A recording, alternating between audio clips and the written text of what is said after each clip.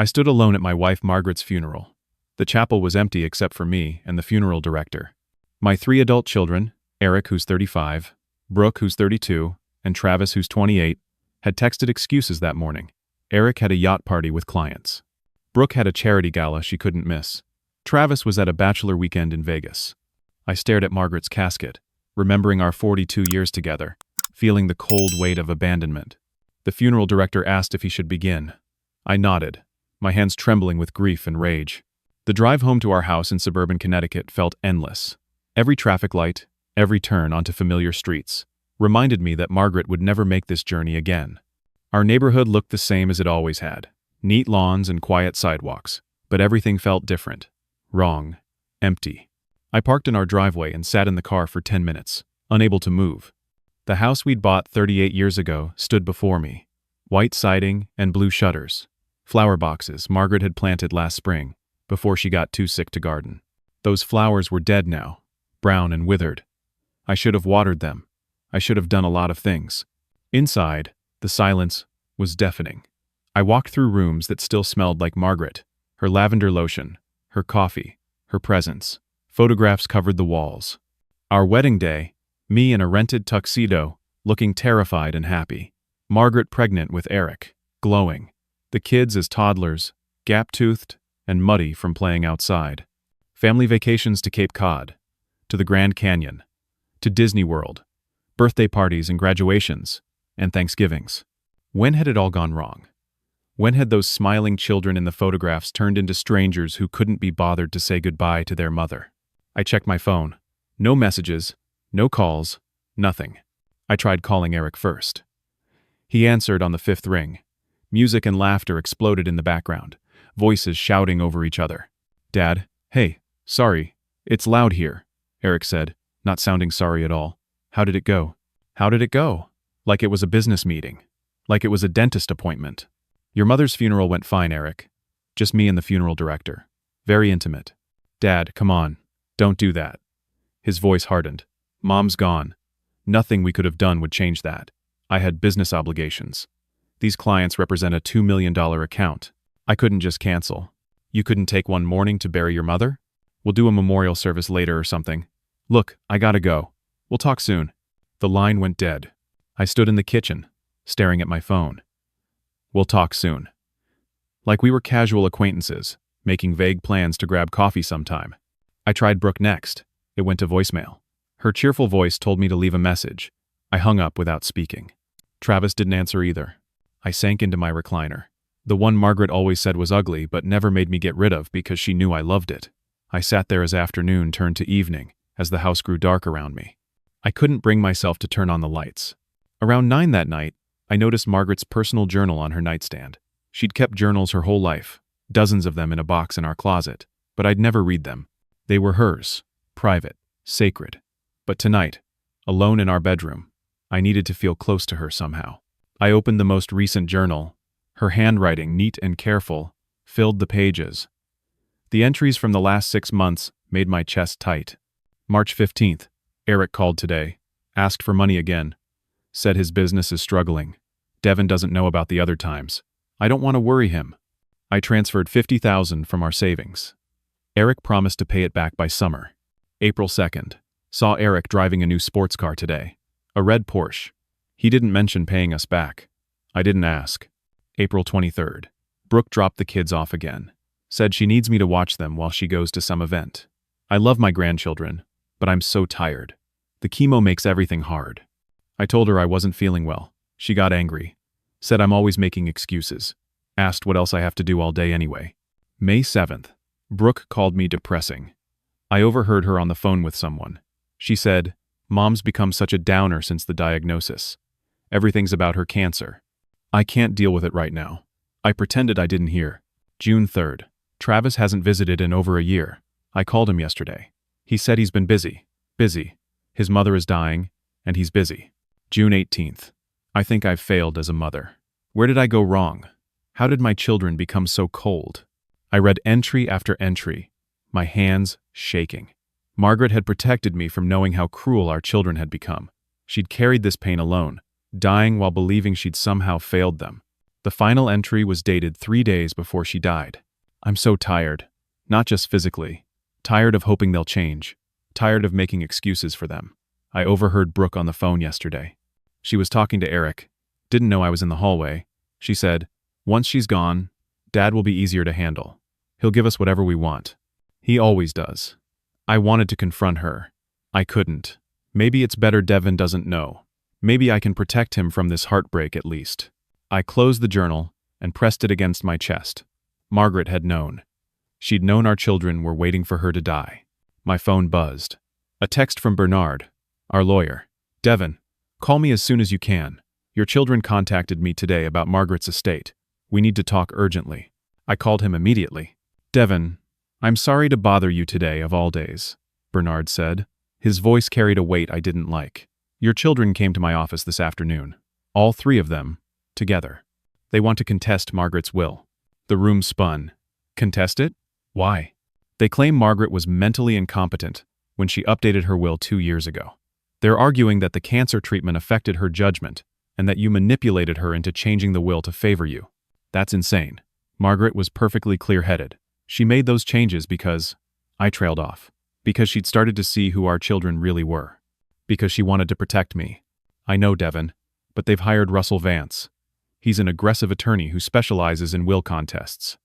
This is going to get ugly. What does the will say now? Margaret left you the house, the savings accounts, and her life insurance policy. She set up modest trusts for each child, $50,000 each. The bulk of the estate goes to you. And they want more. They want it all, Devon. They're claiming the original will from 15 years ago should stand. That one split everything equally among all 5 of you. I did the math in my head. Our house was worth about $800,000. Our savings had about $400,000. Margaret's life insurance was $500,000. We'd lived carefully, saved religiously, planned for retirement. That money was supposed to last me the rest of my life. There's something else, Bernard said quietly. They filed for a temporary restraining order this morning. They're asking the court to freeze all joint accounts until this is resolved. They claim you might try to hide assets or spend everything before the case goes to trial. What? That's. The judge granted it, Devon. I just found out an hour ago. I'm so sorry. Your bank accounts are frozen effective immediately. You can't access any of the money until this is resolved. I sat down hard. How long will that take? Will contests can take anywhere from 6 months to 2 years. Maybe longer if they keep filing motions. Bernard, I have bills. The mortgage, Margaret's medical bills, the funeral home. How much cash do you have on hand? I checked my wallet. $300. Maybe. That's going to be a problem. After we hung up, I sat in the dark house, Margaret's journal still in my lap. My children hadn't come to their mother's funeral because they were already planning how to take everything we'd built. They weren't grieving. They were strategizing. The worst part? Margaret had known. She'd died knowing what they were capable of, and she tried to protect me anyway. My phone rang. Patricia, our neighbor from across the street. Devon, I'm so sorry to bother you. She sounded panicked. But there are people at your house. A truck. They're taking things out. I think you need to come home. Wait, you are home? I'm looking at your house right now. I went to the front window and pulled back the curtain. Patricia stood in her driveway, phone to her ear, staring at my house with a confused expression. Patricia, I'm here. I'm inside. Then who? She turned toward her own driveway. Oh my God. Devon, they're at the back of your house. I can see them through your backyard. I ran to the back door and turned on the porch light. A moving truck sat in the alley behind my house. The back gate stood open.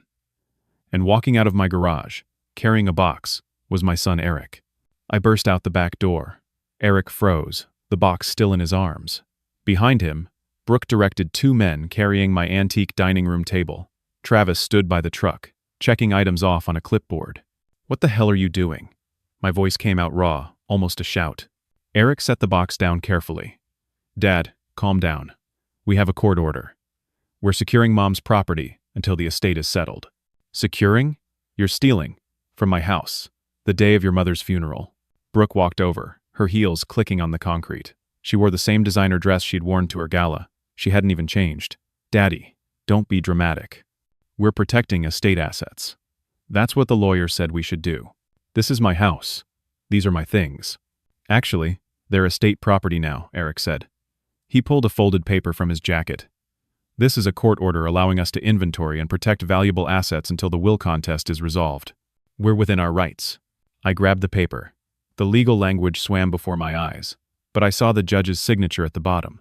Somehow, in less than 24 hours, my children had obtained a court order to raid my home.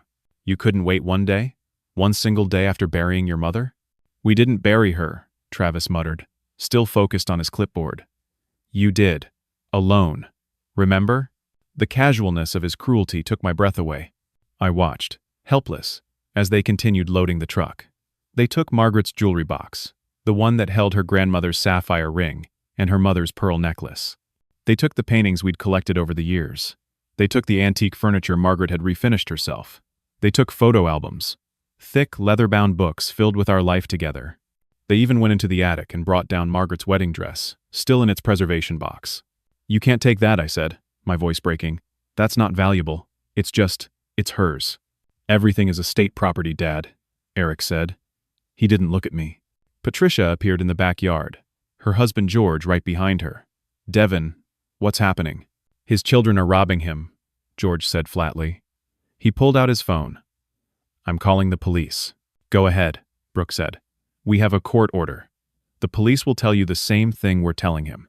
This is legal. George called anyway. 20 minutes later, 2 officers arrived. They examined the court order, asked a few questions, and confirmed what Brooke had said. There was nothing they could do. As the truck started to fill, I noticed Eric pocketing small items. Margaret's gold watch disappeared into his jacket. A valuable coin collection my father had left me vanished into his pants pocket. He thought I couldn't see, but I was watching everything. Eric, I see you stealing. That coin collection isn't even Margaret's. It was my father's. Eric's face hardened. Prove it. Your word against mine. And right now, Dad, the court doesn't trust you. That's kind of the point. Patricia stood beside me, her phone up. I'm recording all of this, she said loudly. I'm documenting everything you take. Every item. Every box. Record away, Brooke said.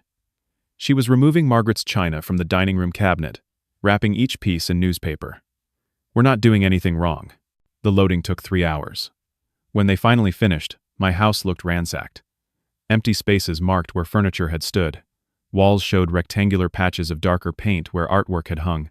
The bedroom was stripped of Margaret's presence. Her nightstand was empty. Her closet was empty. They'd taken her clothing, her shoes, her scarves, everything. They took Margaret's ashes from the mantel. Her urn, a simple brass container we'd chosen together, disappeared into a cardboard box. You can't take her, I said. Please, not that. It's estate property, Eric repeated. He carried the box to the truck himself. When the truck finally pulled away, I stood in my gutted house. Patricia and George stayed with me, but I couldn't speak. I walked through the rooms, seeing ghosts. The dining room where we'd hosted Thanksgiving dinners for 30 years, now empty. The living room where we'd put up Christmas trees and watch the kids open presents, now bare. Our bedroom, where Margaret had died 6 weeks ago, now stripped of every trace of her. I found one thing they'd missed. Margaret's reading glasses, sitting on the windowsill in the bathroom. She always left them there when she showered. I picked them up and pressed them to my forehead. Devon, you can't stay here tonight, Patricia said gently. Come stay with us. I shook my head. This is my home. This is an empty house, George said. You need rest. You need food. Come on. I didn't have the strength to argue.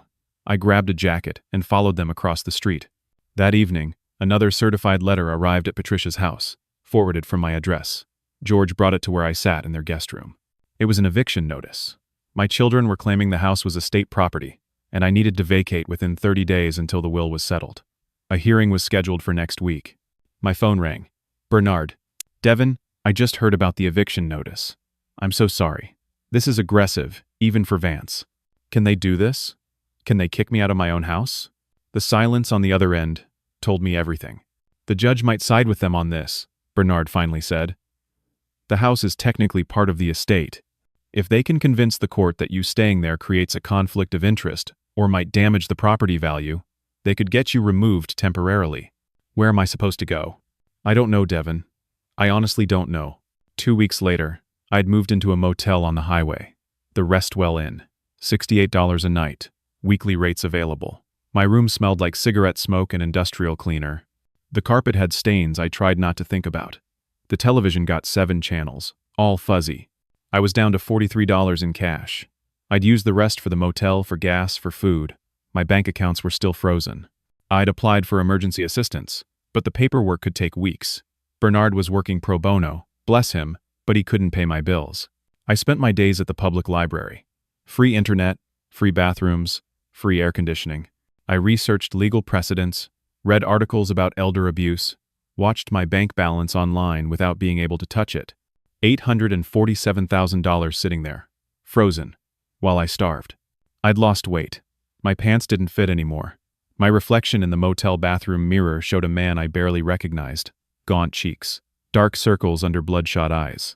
Gray stubble because I'd run out of razor blades and couldn't afford new ones. I went to food banks. The first time was the hardest. Standing in line with other people society had failed, holding a canvas bag, waiting for volunteers to hand me canned goods and day-old bread. I'd worked for 40 years as an electrical engineer. I'd designed circuits for medical equipment. I'd provided for my family, and now I stood in line for charity food. The humiliation should have crushed me. Some days it did, but mostly I was too tired to feel shame. I met with Bernard every few days at his office. He'd made it clear he'd represent me regardless of payment, at least until this was resolved. He was a good man. We'd been friends for 30 years. The will contest is moving forward, he told me on a Wednesday afternoon. Vance has filed for a full competency hearing regarding Margaret's mental state when she updated the will. She was perfectly competent. I know, but we'll need to prove it. Medical records, witness testimony, the works. This could take 6 to 18 months, Devon. Maybe longer if they keep filing motions. I don't have 18 months. I don't have 18 days. I'm doing everything I can. I believed him. But everything wasn't enough. That night, walking back to the motel from the library, my chest started hurting. Pressure, like someone was sitting on my ribcage. My left arm tingled. Sweat poured down my face despite the cool autumn air. I made it another block before the pain became unbearable. I stumbled, caught myself against a telephone pole. A woman walking her dog stopped. "Sir? Are you okay?" I tried to answer but couldn't breathe. The world tilted. The sidewalk rushed up to meet me. The next thing I remember was lying on the ground, staring up at darkening sky. The woman's voice, frantic. "Someone call 911. I think he's having a heart attack." The ambulance ride was a blur. Lights and sirens and a paramedic asking me questions I couldn't answer. At the hospital, they rushed me into the emergency room. Doctors surrounded me, shouting medical terms, hooking me to machines that beeped in word. Tests, needles, tubes, pain. A cardiologist, a woman with kind eyes, explained I'd had a mild heart attack. Mild. It felt like an elephant had stepped on my chest. They needed to keep me for observation. They might need to place a stent. "Do you have insurance?" a different woman asked. The hospital billing coordinator. "Yes. I should. My card was. I'd left my wallet at the house when they evicted me. The children had probably taken it. I don't have it with me. We'll need your insurance information to process your stay. My bank accounts are frozen. My children. There's a legal situation. I can't access anything right now." She smiled, patient but firm.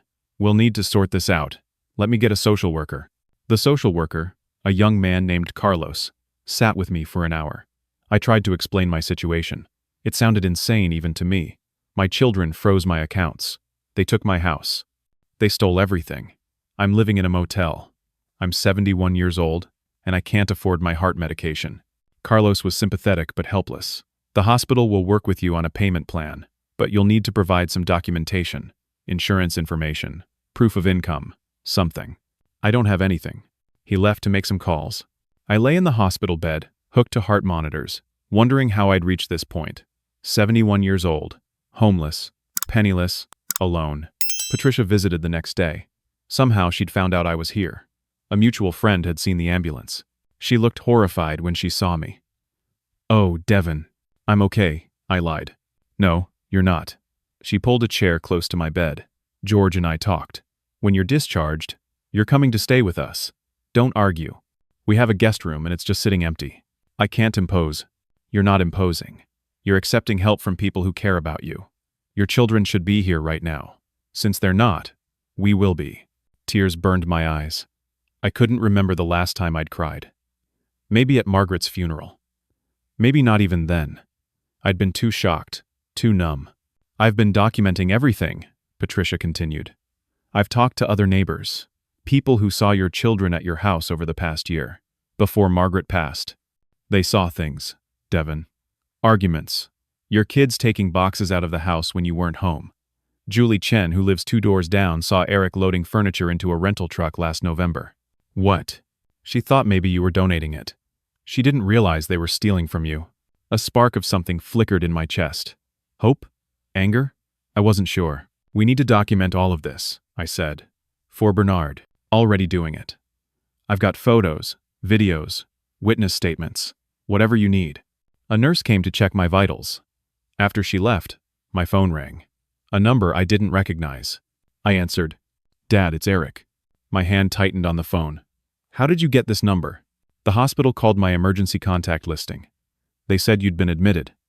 He paused. We heard about your heart attack. We. All 3 of them knew, and only Eric bothered to call. I'm fine, I said. Dad, look. I know things have been tense. But this proves our point. You're not well. You can't manage your affairs. The stress of everything is literally killing you. The stress of my children stealing from me is what's killing me. We're not stealing. We're protecting family assets. There's a difference. Is there? Dad, we're filing papers to have you declared mentally incompetent. We're seeking guardianship for your own protection. The words hit like a physical blow. What? Your collapse proves you can't take care of yourself. You're elderly. You're grieving. You're not thinking clearly. We'll take care of you, Dad. We'll make sure you get the help you need.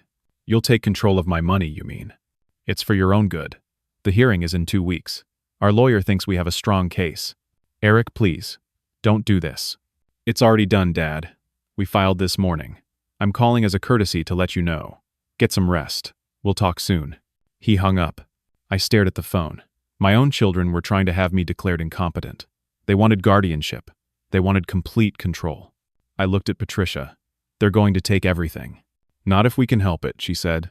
But we both knew the truth. I was an old man, sick and broke, fighting against my own children who had money, lawyers, and time. The odds weren't in my favor. That night, alone in my hospital room, I thought about giving up. It would be easier. Just sign everything over and walk away. Let them have it. I was tired. So tired. But then I thought about Margaret, dying while our children circled like vultures. I thought about her journal, her final words. I hope Devon finds his strength. I hadn't found it yet, but maybe it was time to start looking. They discharged me after 3 days. Patricia and George picked me up and drove me to their house. Their guest room was small but clean, with a comfortable bed and a window overlooking their backyard. It felt like luxury after the motel.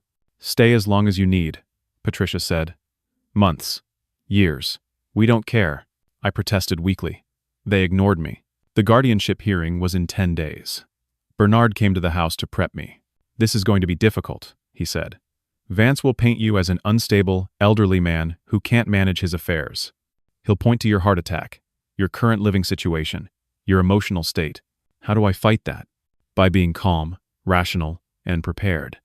We'll have your medical records showing your heart attack was stress-induced, not a sign of general incompetence. We'll have character witnesses. We'll show that your financial problems are entirely because they froze your accounts, not because you're incapable. Will it be enough? I don't know. The hearing was worse than I'd imagined. The courtroom was cold and impersonal. Eric, Brooke, and Travis sat with their lawyer, dressed professionally, looking concerned and respectable. I sat with Bernard, wearing the one suit I'd managed to salvage from my house, looking thin and old and desperate.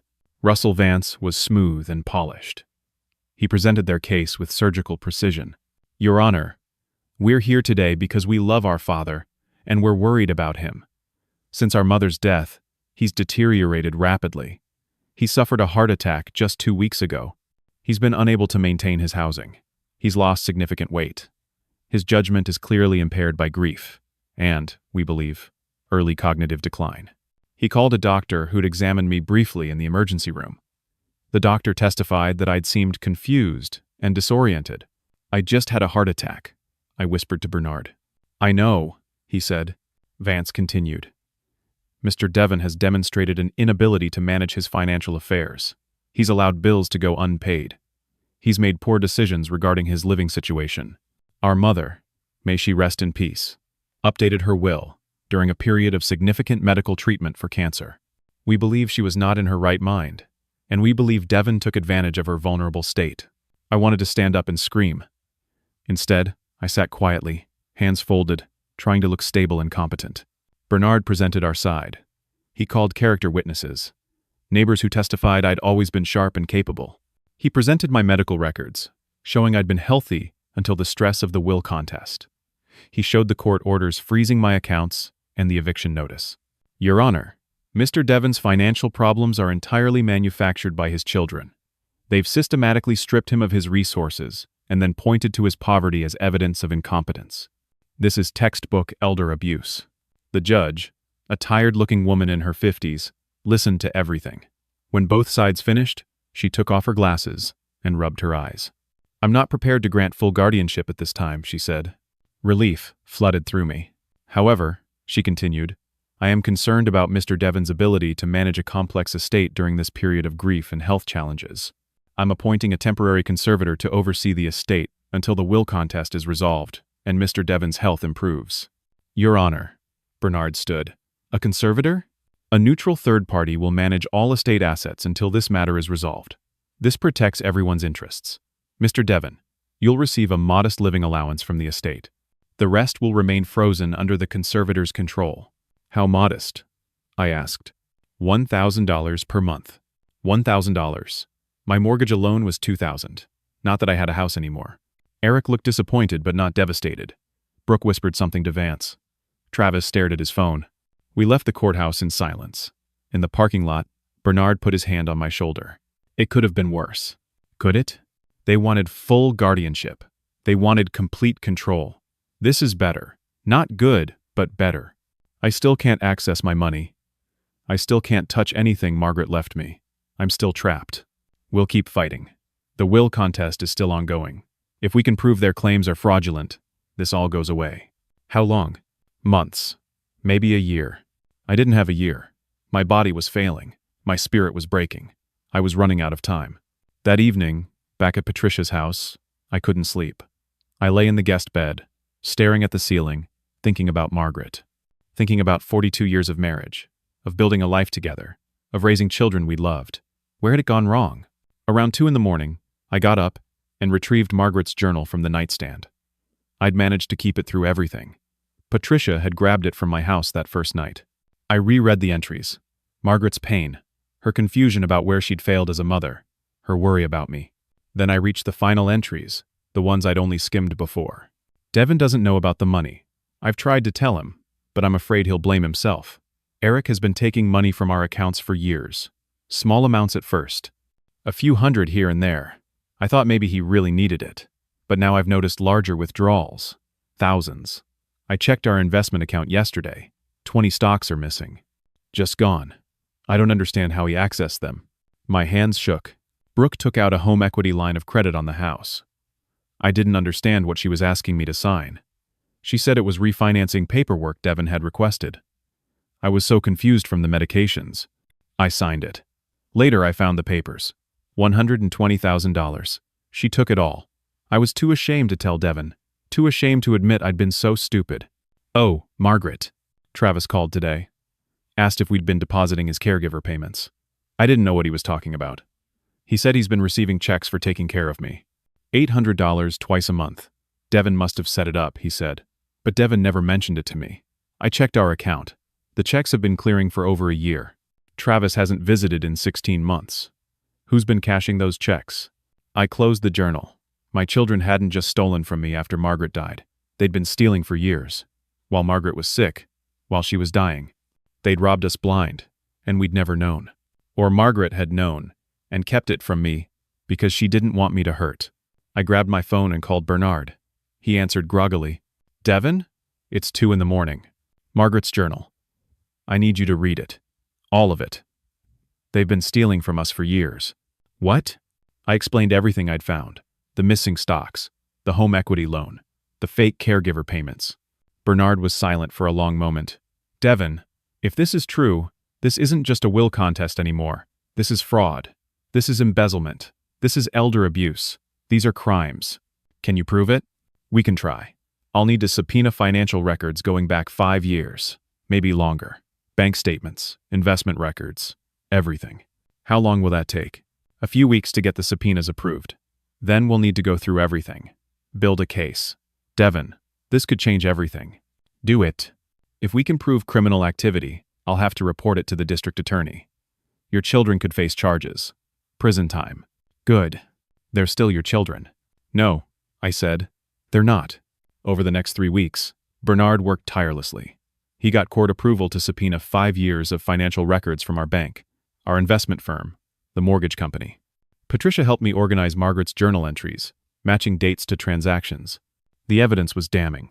Eric had embezzled over $200,000 through various schemes, forged checks, unauthorized wire transfers. He'd gotten Margaret to give him power of attorney over a joint business account, claimed it was for a legitimate business venture, then drained it. Brooke had taken the home equity loan for $120,000. She'd used Margaret's confusion to get the signatures. The money had gone to pay off Brooke's credit cards and buy a new car. Travis had been receiving caregiver payments for 15 months. $800 twice monthly, 16 months. Over $19,000 for caregiving he never provided. He'd forged paperwork, claiming Margaret had requested the service. He'd never visited once. Total theft. Approximately $450,000. Bernard presented everything to the district attorney's office. A prosecutor named Jennifer Walsh reviewed the evidence. She called me in for an interview.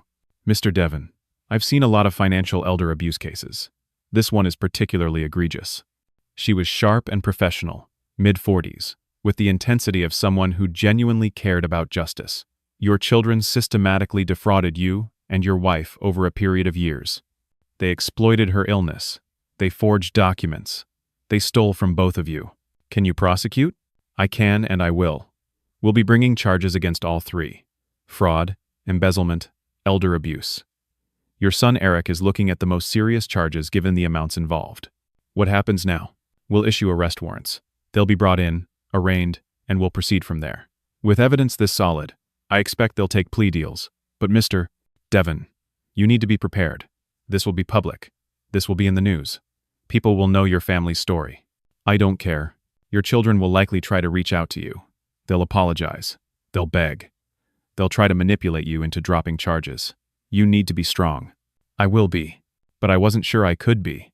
They were still my children, even after everything. Some part of me still remembered them as kids. Eric building Lego spaceships. Brooke's dance recitals. Travis learning to ride a bike. Those children were gone. The people who'd replaced them were strangers. A detective was assigned to the case. Sandra Hayes, a veteran investigator who specialized in financial crimes. She met with me at Patricia's house, her notebook filled with questions. I've seen cases like this before, she said. More often than you'd think.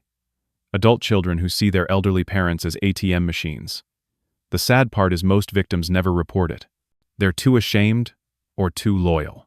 I would have been too, I admitted, if Margaret hadn't written everything down, if she hadn't tried to protect me one last time. Your wife sounds like a remarkable woman. She was. Detective Hayes worked quickly. Within a week, arrest warrants were issued. Eric was arrested at his office. Brooke was arrested at her home. Travis was arrested at a bar. Their mugshots appeared on the local news. 3 siblings charged with defrauding elderly parents. The story spread. Local newspapers picked it up. Then regional news. Social media exploded.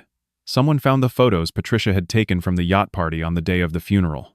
Those images, Eric drinking champagne and laughing while his mother was being buried, went viral. Public opinion turned viciously against my children. Their Facebook pages were flooded with angry comments. Brooke's charity friends issued statements distancing themselves from her. Eric's business partners quietly removed his name from their website. Travis lost his job when his employer saw the coverage and decided they didn't want the association. The conservator, seeing the evidence of fraud, immediately unfroze my accounts and returned control to me. The house sale was canceled. My home was mine again. I should have felt triumphant. Instead, I felt hollow. Bernard called with updates. All 3 have been offered plea deals. The DA doesn't want to go to trial if she doesn't have to. Eric's looking at 18 months in prison. Brooke 1 year. Travis, 6 months. Plus, probation, and full restitution. They're taking the deals? Their lawyers are advising them to. Going to trial could mean much longer sentences. They'll plead guilty next week. Next week came.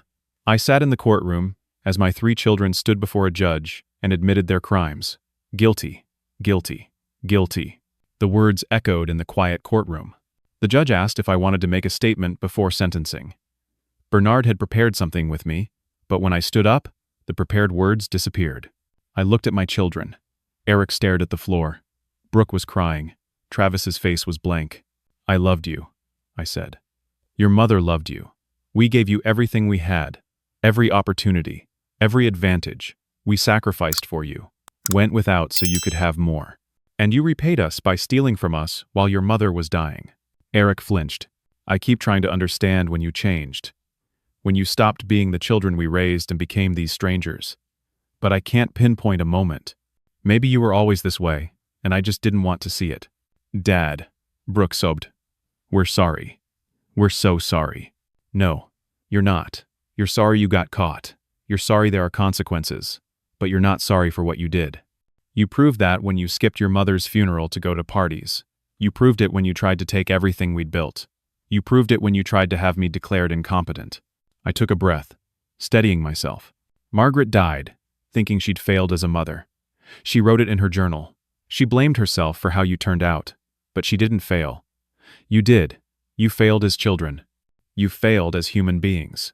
You chose money over love, greed over family, parties over your mother's goodbye. Travis looked up, tears streaming down his face. We didn't mean for it to go this far. Yes, you did. Every choice you made, you meant it. Every theft, every lie, every cruel word to your mother while she was dying. You meant all of it. The judge let me speak without interruption. I'm not asking this court for mercy for you. You showed none to us. You deserve everything that's coming to you. But I want you to know something. I forgive you. Not for your sake. For mine. Because carrying this hate, this anger, this betrayal, it's killing me as surely as that heart attack almost did. So I forgive you. But I will never forget. And you are no longer my children. You made that choice. Now you live with it.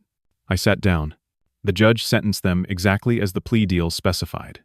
Eric, 18 months in federal prison, 5 years probation, full restitution. Brooke, 1 year, 5 years probation, full restitution. Travis, 6 months, 5 years probation, full restitution. All 3 ordered to pay back every dollar stolen, plus penalties, and my legal fees. The gavel fell. My children were led away in handcuffs. None of them looked back at me. 6 months passed. I moved back into my house, though it took weeks to feel like home again. Too many empty spaces, too many memories. Patricia and George helped me buy new furniture, fill in the gaps.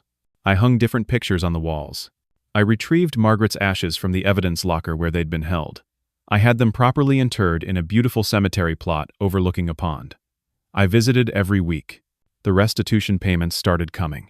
My children were required to pay back everything they'd stolen, plus interest, plus my legal fees.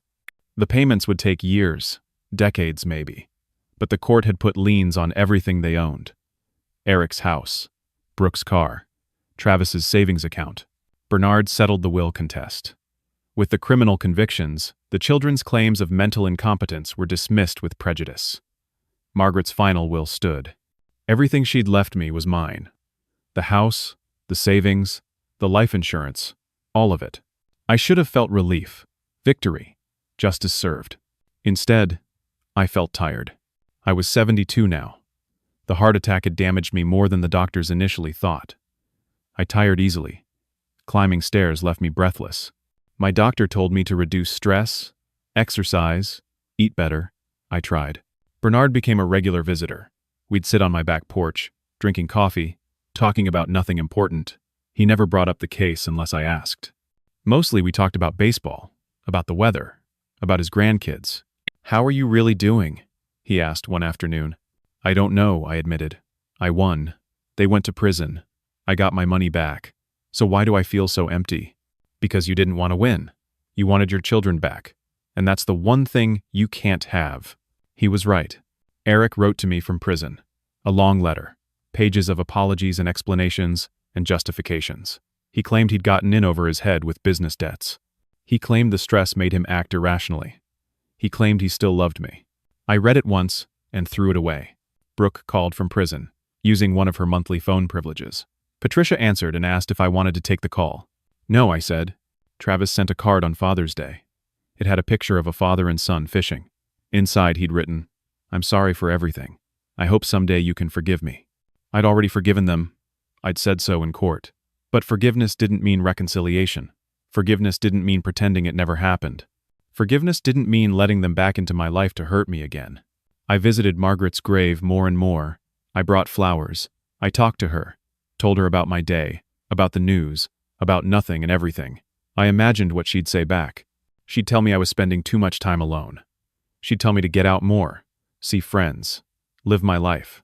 She'd tell me I'd done the right thing, standing up for myself, for us, for the truth. I hoped she'd be proud. One afternoon at the cemetery, Detective Hayes found me. She'd called ahead, asked if we could meet. I'd suggested the cemetery. It seemed appropriate somehow. "How are you holding up, Mr. Devon?" She sat on the bench beside Margaret's headstone. "I'm here. That's something. I wanted to update you on the case. Eric, Brooke, and Travis have all been model prisoners. They're taking classes, participating in programs. Their parole hearings will come up sooner than expected with good behavior." "I see. They've all expressed interest in restorative justice programs. They want to meet with you. Talk. Try to make amends properly." "No. You don't have to decide now." "I'm deciding now." "No." She nodded. "I understand. I just wanted to give you the option." "Detective, can I ask you something?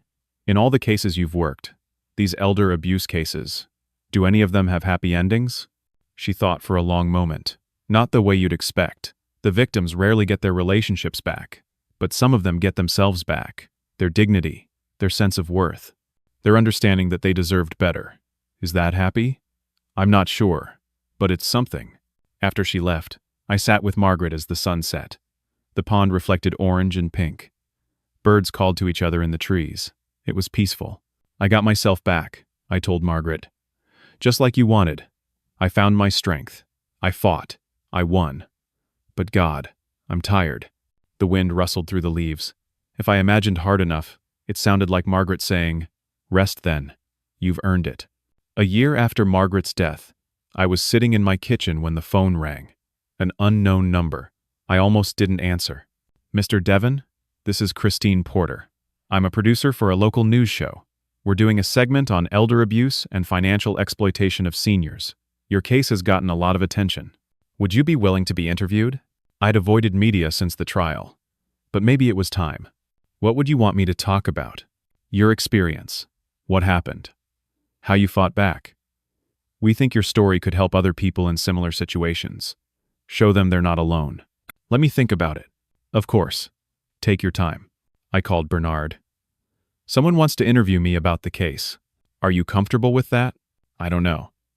But Margaret wrote in her journal about feeling alone, about thinking she'd failed. If telling our story helps even one person feel less alone, maybe it's worth it. Then do it. The interview was scheduled for the following week. The producer came to my house with a small crew. They set up lights and cameras in my living room. Christine was professional and kind. "Whenever you're ready," she said. I told the story. All of it.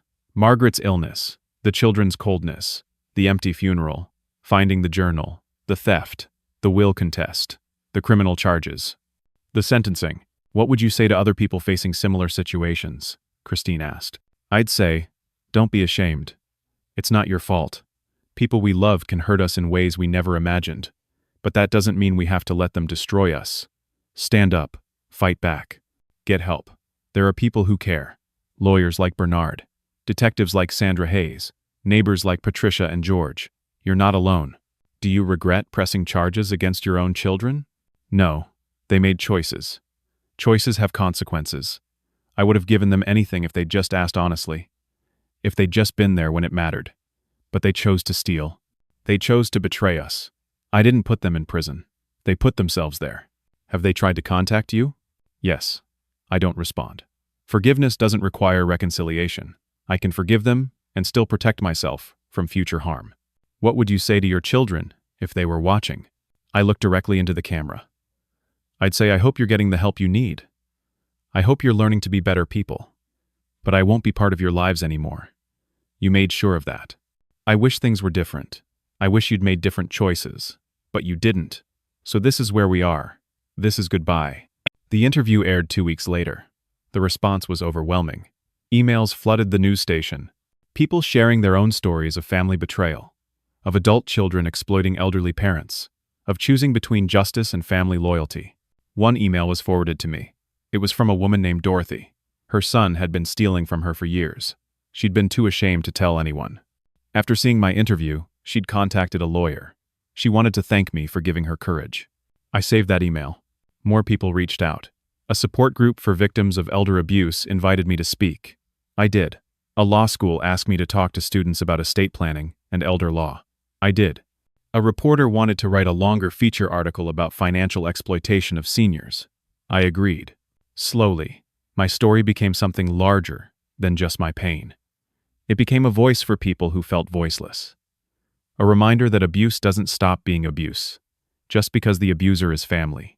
I visited Margaret's grave after each speaking engagement. We're helping people, I told her.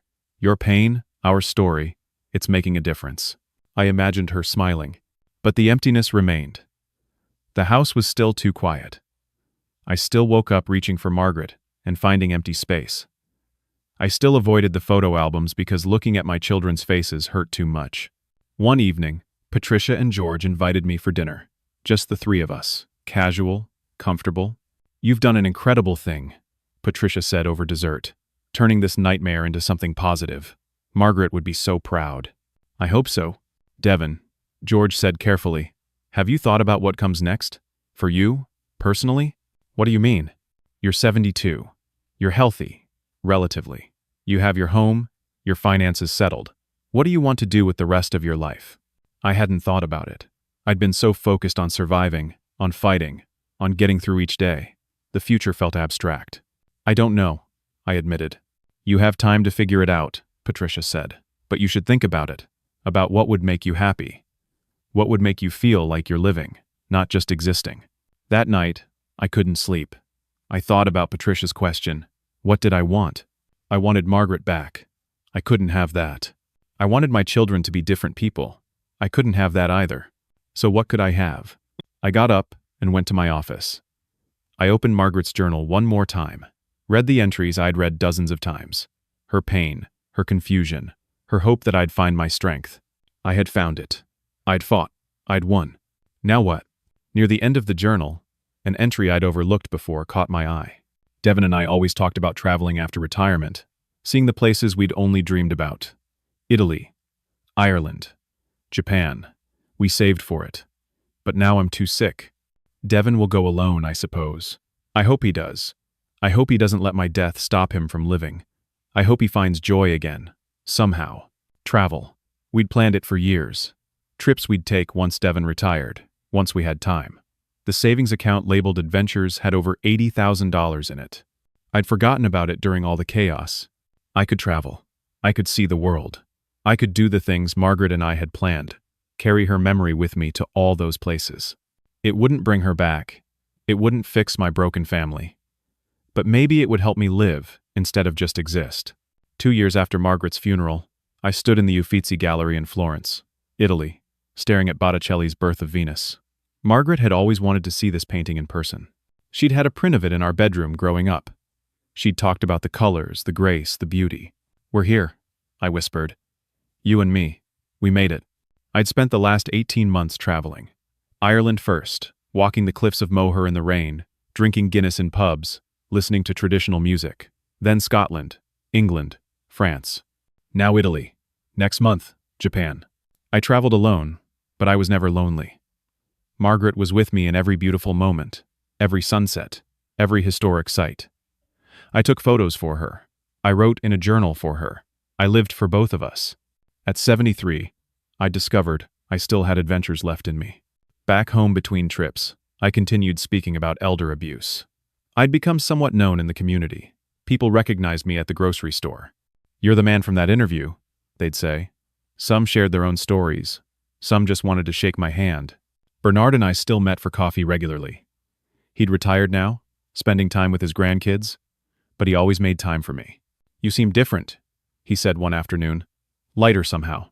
"I feel lighter. The anger is gone. The bitterness. I'm just living." "That's good. That's what Margaret would have wanted." I know. Eric, Brooke, and Travis had all been released from prison months ago. Eric tried to contact me once. A letter sent to Bernard's office asking if I'd be willing to meet. I declined. Brooke sent a Christmas card. I didn't respond. Travis apparently moved to another state. I heard this through mutual acquaintances. I didn't hate them anymore. Hate requires energy, emotion, connection. They were simply people I used to know, strangers who happened to share my DNA. The restitution payments continued. Money deposited into my account every month. I barely noticed anymore. I had more than enough. The money Margaret and I saved, the life we built, was secure. I used it to live well, to travel, to donate to elder abuse prevention organizations. One afternoon, I sat at Margaret's grave with a cup of coffee and her favorite flowers. "I'm okay," I told her. "I know it took a while. I know there were moments I didn't think I'd make it, but I did. I'm okay." The sun was warm on my face. Birds sang in the trees. The pond reflected blue sky. "I met someone," I said. "Her name is Helen. She's a widow too. We met at a grief support group. Don't worry, it's not like us. It's just companionship. Someone to have dinner with. Someone who understands. You'd like her. She's kind. She laughs easily. She doesn't try to replace you." I paused, watching a butterfly land on Margaret's headstone. Our children made their choices. I made mine. I chose to live. I chose dignity. I chose myself. You told me to find my strength. I found it. Thank you for that. Thank you for believing I could fight back even when I didn't believe it myself. I stood up, my knees creaking. 73, and feeling every year, but feeling alive too. I'll be back next week. I'm leaving for Japan on Tuesday. 3 weeks. I'm going to see those cherry blossoms you always talked about. I'm going to visit those temples. I'm going to eat all that sushi you loved. And I'll think of you with every moment, because you're still with me, Margaret. You always will be. I walked back to my car, my steps steady, my heart at peace. The journey from that empty funeral chapel to this moment had been long and painful. I'd lost my children, lost my illusions, lost my innocence about what family meant. But I'd gained something too. Self-respect, dignity, the knowledge that I could survive the worst and come out whole on the other side. Family isn't just blood. It's not just the people who share your name or your DNA. Family is the people who show up, the people who stand beside you when everything falls apart. Patricia and George. Bernard, Detective Hayes, the neighbors who documented everything, the strangers who sent letters of support. That was my family now. As for Eric, Brooke, and Travis, they made their choice when they chose parties over their mother's goodbye, when they chose money over love, when they chose greed over decency. I made my choice too. I chose to remember who I was. I chose to fight. I chose to live with dignity. And that made all the difference. Sometimes the people you raise don't show up when you need them most. And sometimes the people you barely knew become the family you always needed. Margaret taught me that love is a choice we make every day. My children made their choice. And I made mine. I chose to remember who I am. I chose to fight. I chose to live with dignity. And that made all the difference. Now, I want to ask you something. Have you ever felt betrayed by someone you trusted completely? Have you ever had to choose between family loyalty and standing up for yourself? How did you find the strength to move forward? Share your story in the comments below. Your words might help someone else who's struggling right now. If this story touched you, please like this video and subscribe to this channel. Share it with someone who might need to hear it. Sometimes we all need a reminder that we're stronger than we think, that we deserve dignity and respect, and that it's never too late to stand up for ourselves. Thank you for listening to my story. Thank you for being here. I hope wherever you are, whatever you're facing, you find your strength too. You're not alone. You're never alone. Take care of yourselves. And remember, kindness isn't weakness, but standing up for yourself is strength. Until next time,